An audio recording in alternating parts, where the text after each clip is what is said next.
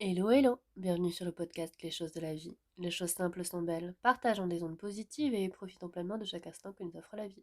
J'espère que mon contenu te plaira et je te dis à très vite. Après une rupture, il y a toujours ce moment étrange où on se surprend à vouloir aimer à nouveau tout en ayant peur d'y croire. Comment fait-on pour ouvrir la porte sans reproduire les mêmes blessures? La première chose que je remarque chez les personnes qui sortent d'une rupture douloureuse, c'est cette tentation de tout analyser à l'avance. On veut anticiper, deviner, se protéger d'un mal qu'on connaît déjà. C'est humain, mais c'est aussi ce qui souvent nous empêche de vivre la nouvelle relation pour ce qu'elle est et non pour ce qu'on craint qu'elle devienne. Un exemple courant, après avoir vécu une infidélité, une personne peut se retrouver à vérifier presque malgré elle le téléphone de son nouveau partenaire ou à interpréter un signe de retard comme un signe de mensonge. Ce n'est pas de la paranoïa gratuite, c'est une cicatrice ancienne qui réagit à un contexte nouveau comme s'il était identique à l'ancien alors qu'il ne l'est pas forcément. Reconstruire la confiance, ce n'est pas oublier ce qui s'est passé.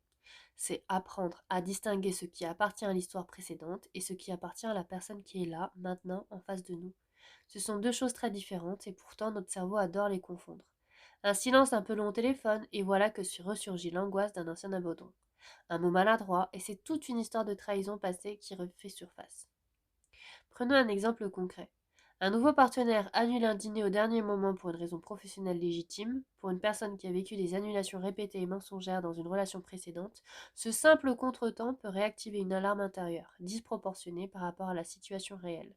Le travail, souvent invisible, consiste à se demander est-ce que je réagis à ce qui se passe vraiment ou à ce qui s'est passé avant. Et ce n'est pas simple, et ça ne se fait pas d'un coup. Mais nommer cette confusion, déjà, amorce une partie de sa force. Il y a aussi cette fausse idée selon laquelle il faudrait guérir complètement avant de retomber amoureux. En réalité, beaucoup de guérisons se font en marchant, dans la relation elle-même, à condition qu'elle offre un espace suffisamment sûr pour cela. Un espace où on peut dire j'ai peur sans que ce soit vécu comme une accusation, où on peut demander une réassurance sans avoir honte d'en avoir besoin. Par exemple, une personne peut dire simplement à son nouveau partenaire ce que tu viens de dire me renvoie à une vieille peur. Ce n'est pas toi, ce n'est pas à toi que j'en veux, mais j'ai besoin d'amour rassurant. Et cette phrase toute simple change complètement la dynamique. Elle transforme une potentielle dispute en moment de compréhension mutuelle, et elle permet au nouveau partenaire de comprendre qu'il n'est pas accusé à tort, mais qu'il l'aide simplement en répondant à réparer quelque chose d'ancien. Et puis il y a le temps. Reconstruire une confiance, ça n'est jamais instantané, même avec la meilleure volonté du monde et la personne la plus fiable en face. C'est un mouvement progressif, fait de petites phrases accumulées jour après jour qui viennent peu à peu recouvrir la peur ancienne. On pourrait comparer ça à une balance intérieure. Chaque ancienne relation a déposé du poids d'un côté.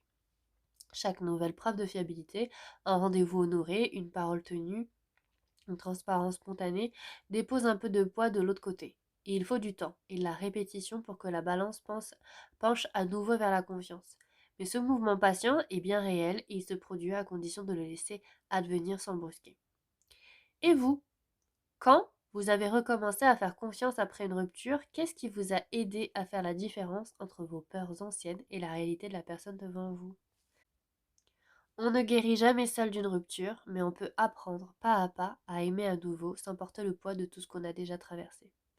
Je vous remercie d'avoir écouté mon podcast. Je vous dis à très bientôt pour un nouvel épisode et en attendant, prenez bien soin de vous.